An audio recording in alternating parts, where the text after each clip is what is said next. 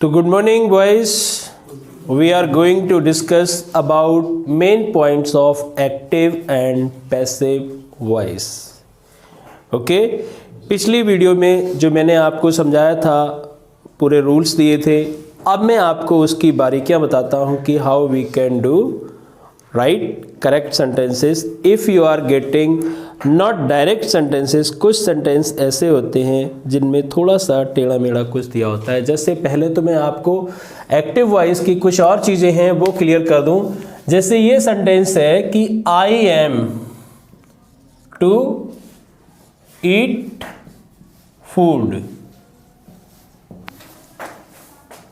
बताओ भाई Sanjay, if you going to complete the passive voice of this sentence then how will you complete this. कैसे बनाएंगे इसका passive voice, कैसे बनाएंगे?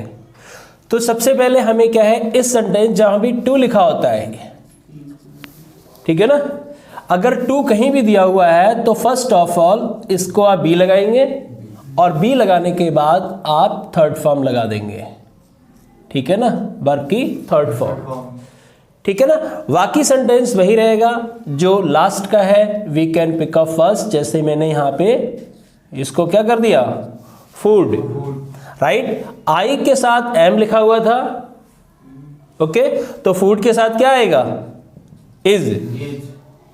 और उसके बाद टू जहां है वहीं रहेगा. और टू के बाद, यानी टू के बाद जब भी लिखा जाता है केवल फर्स्ट फॉर्म लिखी जाती है. और हमें यहाँ पे थर्ड फॉर्म लानी है तो पहले हमें ऐड करना पड़ेगा बी.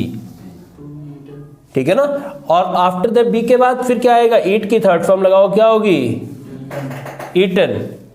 और लास्ट में क्या लिखेंगे, बाई मी. समझ में आ गया ये, नहीं समझ में आया? राइट. दूसरा सेंटेंस बताता हूं. You are to do the job. पहले तो यह है कि इस सेंटेंस का जो मीनिंग है, you are to do the job, आपको नौकरी करनी है. राइट, कोई जोर दबाव नहीं है इस सेंटेंस में. आपको नौकरी करनी है. If you want to live life, अगर आप जिंदगी जीना चाहते हैं तो आपको काम करना है. Nobody is forcing you, you can do the work, but still it is your inner duty to do the work. काम करना आपको पड़ेगा, ये करना ही पड़ेगा. तो सबसे पहले ये सेंटेंस का जो ऑब्जेक्ट है वो ये उठा लीजिए, द जॉब. राइट, अब देखिए यू के साथ आर लिखा था यहां पे. अब यहां पे द जॉब है, सिंगुलर हो गया. जब जॉब सिंगुलर हो गया तो यहां पे क्या आ जाएगा, इज. राइट, उसके बाद टू जहां लिखा है वहीं रहने दीजिए. टू के बाद क्या लिखेंगे, बी. और फिर थर्ड फॉर्म क्या होगी बी इसकी, डन. और बाई यू.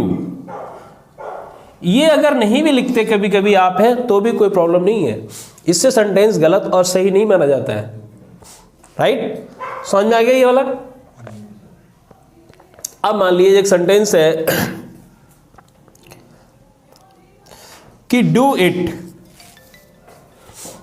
Do it.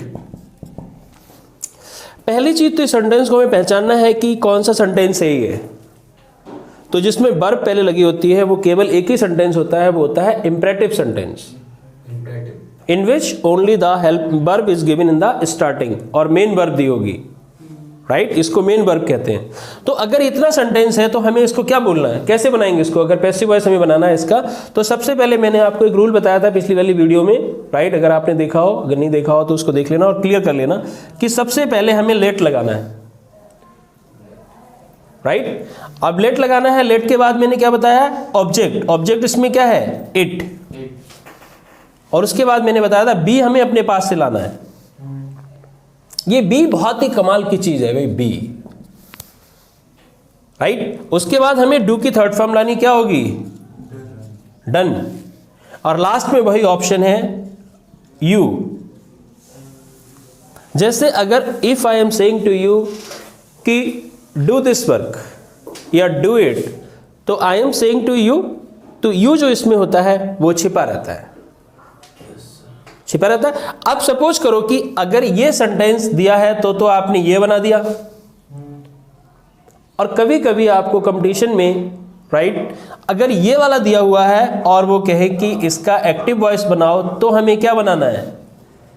तो देखो पहले तो आपने ये ऐड किया था, इसको आप हटा दो, राइट। बी आपने ऐड किया था, ये कट कर दिया, ठीक है ना, और बी हटा दिया और इसकी थर्ड फॉर्म लिख दी, और ये वाला तो लगाते हैं उसको हटा दीजिए, तो क्या बचा? डू इट तो बचा। क्लियर? समझ में हो गया यहां तक? कोई चीज समझ में नहीं आई हो तो बता सकते हो आपको। ऐसे आप इसको भी कर सकते हो, जैसे मान लीजिए अगर कभी ये दिया हुआ है, ओके, और ये हमें बनाना है, ये पैसिव वॉइस है, ये एक्टिव वॉइस है, तो हमें क्या करना पड़ेगा कि जो लास्ट की चीज है उसको हम पहले ले आएंगे आई, और आई के साथ एम हो जाएगा, और टू यानी ये हटा देंगे और इसकी फर्स्ट फॉर्म ले लेंगे, ठीक है ना। To eat, I am to eat, और लास्ट में आ जाएगा फूड। क्लियर हो गया? ओके। अब जैसे कभी कभी क्या होता है कि किसी सेंटेंस में आपको ऐसा दिया होता है कि जिसमें कोई करने वाला क्लियर नहीं दिया होता है। जैसे मान लो the house was burned in fire, इस सेंटेंस को कैसे बनाएंगे? The house was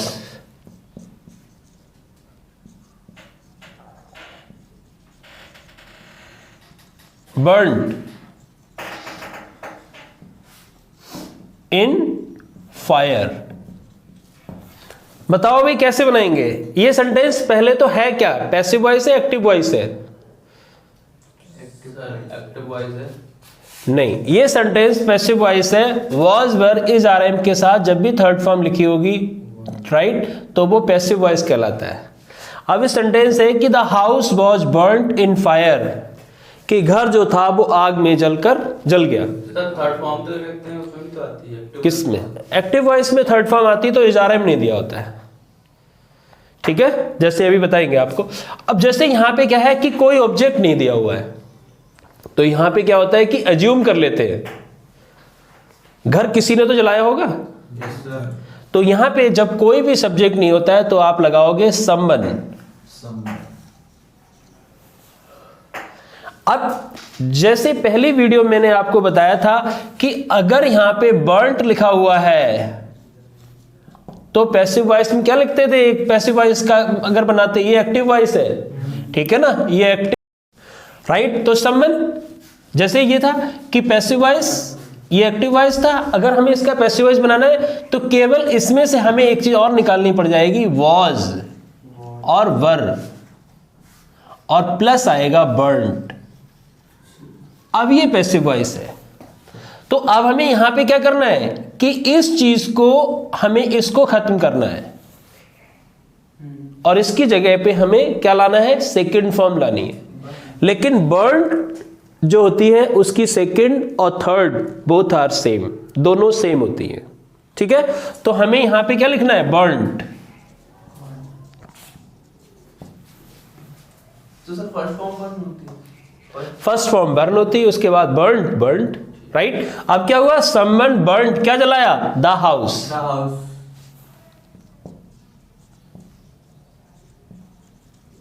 the house, और किसमें? In fire. डन। अब ये सेंटेंस हमारा कौन सा हो गया? ये एक्टिव वॉइस हो गया, क्योंकि इसमें डूअर, जो करने वाला डूअर है ना, वो यहां पे आ गया। इसको हम सब्जेक्ट भी कहते हैं। और इसमें क्या है? केवल काम दिया हुआ है, जो हुआ है, घर जला है वो दिया हुआ है, जिसने जलाया वो नहीं दिया हुआ है। अब अगर इसको बनाओगे आप तो ये आ जाएगा, और ये बनाओगे तो ये आ जाएगा। वैसे ही जैसे आप बोले कि द क्रिमिनल्स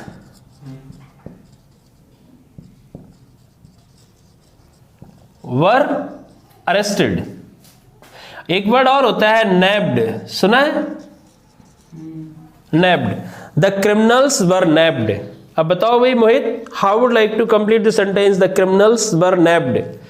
यानी नैब्ड की जगह अरेस्टेड लिखना चाहो, अरेस्टेड भी लिख सकते हो। तो अपराधियों को कौन पकड़ता है? Only police. Ajay, you are getting my point? Yes sir. अपराधियों को कौन पकड़ता है? केवल पुलिस ही तो पकड़ती है। तो सबसे पहले आप क्या लाएंगे? The police.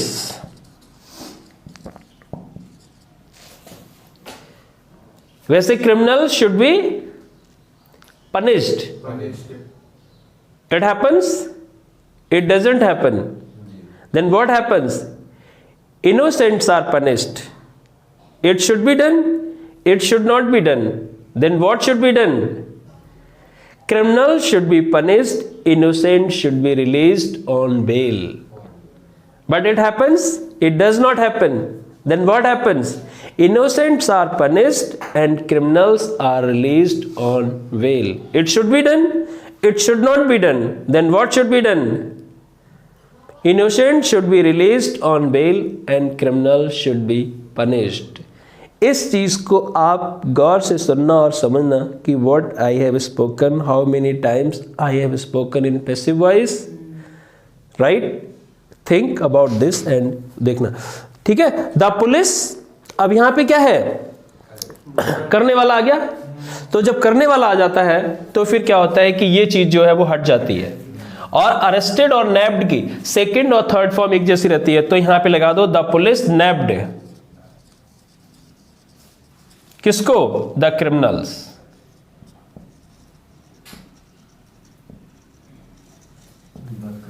समझ में आ गया ये? मतलब अगर कोई भी चीज नहीं दी हुई है तो वहां पे आप उसको अज्यूम कर लीजिए कि ऐसा काम कौन कर सकता है। समवन है, राइट? एनीवन है। ये हम be use only when there is not given any kind of object, उनका नहीं दिया होता है, तभी हम यूज करते हैं, राइट? जैसे कभी कभी ये कहें कि ही डज, केवल ये सेंटेंस दिया हुआ है, इसमें कोई ऑब्जेक्ट नहीं दिया हुआ है, राइट? नो ऑब्जेक्ट, ठीक है ना? तो जहां पे कोई ऑब्जेक्ट नहीं दिया होता है तो वहां पे हम 3 ऑब्जेक्ट ले आते हैं। जैसे एक तो इस सेंटेंस को हम इस तरीके से पैसिव वॉइस बना सकते हैं, it is done, it is done by him. भाई इसमें तो दिया है ना ही। और ये क्या कहलाता है? इंट्रोडक्टरी सब्जेक्ट कहलाता है, इंट्रोडक्टरी। इट, जहां पे कोई भी चीज ना हो वहां पे आप इट ले आओ। ऐसे इसका दूसरा बना सकते हैं हमें कि there is done, there is done by him, right? और एक और होता है जिस चीज को जहां पे कुछ नहीं होता है तो वहां पे हम लगा देंगे one is done by him. ये तीनों सेंटेंस ऐसे होते हैं जहां पे कोई ऑब्जेक्ट नहीं दिया हो, then we can use it is done by him, there is done by him and one is done by him. ये तीनों क्या कहलाते हैं? Introductory subject. मतलब जहां पे where there is not given anything we can use them, हम इनको यूज कर सकते हैं and we can complete, right? हम बना सकते हैं। He gave me a book, ठीक है? अब इसमें देखिए 2 ऑब्जेक्ट दिए हुए हैं, मोहित समझना ध्यान से। एक तो ये ऑब्जेक्ट है हमारा, लेकिन मी को जिसमें जान होती है ना उसको हम कहते हैं इनडायरेक्ट ऑब्जेक्ट, और जिसमें जान नहीं होती है नॉन लिविंग उसको हम कहते हैं इनडायरेक्ट, सॉरी डायरेक्ट ऑब्जेक्ट। अब हमें पैसिव वॉइस बनाना है तो हम इससे ही बना सकते हैं और इससे ही बना सकते हैं, दोनों से पैसिव वॉइस बन जाएगा ये। क्लियर? जैसे पहले मान लीजिए हम इससे बनाते हैं अ बुक। अब ये कौन सा सेंटेंस है? ये पास्ट इंडेफिनिट है, और पास्ट इंडेफिनिट में जहां सेकंड फॉर्म दी हो वहां पे हम क्या लगाएंगे, was या वर, वो सब्जेक्ट जो यहाँ पे चीज होती है उसके हिसाब से लगाएंगे। यहाँ पे आ बुक है, सिंगुलर है तो was कर दिया, और गेव की थर्ड फॉर्म क्या होगी, गिवन, राइट। अब ये जो मी है यानी इनडायरेक्ट ऑब्जेक्ट है, आ बुक वॉज गिवन किसे, मुझे ही तो दी गई। तो जब किसी चीज से कोई चीज डायरेक्ट जुड़ रही होती है तो उसके पहले हम प्रीपोजिशन टू और लगा देते हैं, to me. A book was given to me, पहले मी लिखा था खाली, अब क्या हो गया, टू मी, यानी ये किताब मुझे दी गई, ये किताब मुझसे जुड़ी थी। A book was given to me, right. और फिर क्या लगाएंगे, बाय हिम, क्लियर, ओके। अब मान लीजिए हमें इससे बनाना है तो क्या करेंगे, ये तो हमारा हो गया, इससे एक पॉइंट इससे बना दिया। दूसरा अगर हमें बनाना है तो आई, लेकिन आई के साथ वर नहीं आता है, वॉज ही आता है, तो आप यहां पे लिख देंगे आई वॉज। फिर क्या होगा, गिवन। अब यहां पे टू नहीं आएगा, आई वॉज गिवन क्या दिया गया मुझे, आ बुक, वो बाद में लगा दो, राइट। और किसके द्वारा, बाय हिम। तो अगर कभी आपको you are getting any sentence the two object, one is indirect object, one is direct object, then you can complete passive voice with the help of direct object and indirect object, दोनों के द्वारा हम इस चीज को बना सकते हैं। क्लियर, समझ में आ गया ये वाला, कोई दिक्कत तो नहीं, राइट। और जैसे कोई सेंटेंस अगर तुम्हें लग रहा हो तो बताइए, ठीक है ना। बाकी तो मैंने आपको रूल्स बताई दिए थे वाले जितने भी थे, ठीक है। कभी कभी मान लो और भी कोई चीज, जैसे कहते हो कि आपने कि my pen has been stolen, अब ये सेंटेंस हमारा पैसिव वॉइस का है, ठीक है ना। अब यहां पे भी है माई पेन हैज बीन स्टोलन, जैसे डायरेक्टली पैसिव वॉइस का प्रयोग इसीलिए तो बहुत इंपॉर्टेंट है, right, in speaking, in writing and in general language, right. जैसे मान लो आपका पेन चुरा लिया तो आप डायरेक्ट किसी बंदे से नहीं कह सकते कि तुमने मेरा पेन चुराया, ऐसे थोड़ी कहेंगे। आप केवल ये बोलेंगे क्लास में माई पेन हैज बीन स्टोलन, मेरा पेन चुर गया है या चुरा लिया गया है। किसने चुराया है, you are not going to mention the name of anyone, किसी का नाम मेंशन नहीं करेंगे आप, राइट। पैसिव वॉइस का मतलब है पीछे रह के काम करना पड़ता है। तो यहां पे क्या है कि my pen has been stolen, किसी ने तो चुराया होगा, anybody has taken, anybody has stolen my pen, but you are not going to mention the name, हमें नाम मेंशन नहीं करने, राइट। लेकिन हमें डायरेक्ट, तो हमें यहां पे भी क्या बनना है, किसी ने चुराया है, समवन, जो मैंने ऊपर आपको बताया था एक, समवन हैज। अब यहां पे क्या है, ये चीज हट जाती है, someone has stolen, right, my pen, clear. तो मैंने आपको जितने भी बारीकियां थी इन चीजों की, जैसे कुछ शब्द ऐसे होते हैं जिनके बाद कुछ बाई नहीं आता है, कुछ अलग प्रीपोजिशन आते हैं। जैसे मैं आपको एक बताता हूं कि I know him, I know him, right. अब यहां पे क्या है कि सेंटेंस कौन सा है, ये ध्यान रखना है हमारे लिए कि कौन सा सेंटेंस है। ये है प्रेजेंट इंडेफिनिट। अब प्रेजेंट इंडेफिनिट में पैसिव वॉइस में क्या लगता है, ही इज नोन। अब नोन एक ऐसा शब्द है जिसके बाद कभी भी बाई नहीं लगता है, इसके बाद हमेशा लगता है टू मी। अब कंपटीशन में मान लीजिए उसने पूछ लिया आपसे, तो आप बहुत जल्दी बना के चले आओगे, ही इज नोन बाई मी। आप सोचोगे yes I have completed, it is very simple sentence and I have done right, right. But यहां पे अगर आपने बाई लिख दिया तो फिर ये गलत हो जाएगा।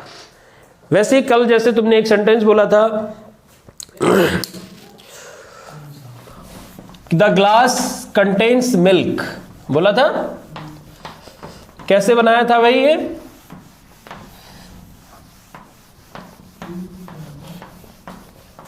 क्या था सेंटेंस वाला?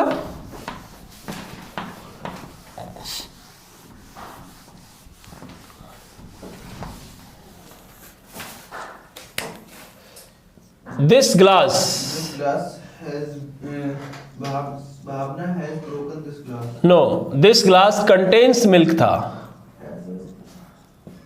Contains milk. This glass contains milk, यानी इस ग्लास में दूध है. राइट? तो यहां पे क्या करेंगे? मिल्क को पहले उठाएंगे. मिल्क, ठीक है. और फिर ये सेंटेंस कौन सा है? Present indefinite. तो मिल्क इज कंटेन्ड.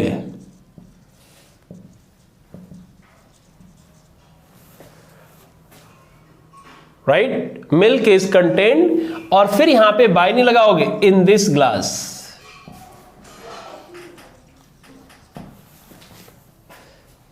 क्योंकि यहां पे क्या है कि ये भी नॉन लिविंग है और मिल्क भी नॉन लिविंग है, दोनों चीजें हैं. Milk is contained in this glass, यही तो कहेंगे इस ग्लास में मिल्क है. कोई रखता है, किसी के द्वारा रखा गया, वो तो बात की बात हो गई ना. लेकिन जो सेंटेंस हमारे सामने रखा है वो तो ये रखा है, ग्लास में मिल्क है. तो milk is contained in this glass. अभी तुमने कल तो मुझसे पूछा था ये वाला शायद. एक था वाला contains milk. This pot contains ink. This pot contains ink. This pot contains ink. This pot Contains ink.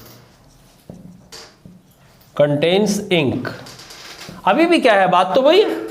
Same. Same thing is there. यहां पे भी आप इसको पहले उठा लीजिए. Right? Ink Is contained in the is contained. in the right? In this pot. अब अगर आपने जितनी चीजें मैंने आपको बताई हैं, if you can complete all this things, right, then you can write good English and you can understand, and in competition also you can give better performance. आप अपनी परफॉर्मेंस बहुत अच्छी दे सकते हैं. तो okay, from my side, nice meeting, good and goodbye. See you next time. Till goodbye and good night.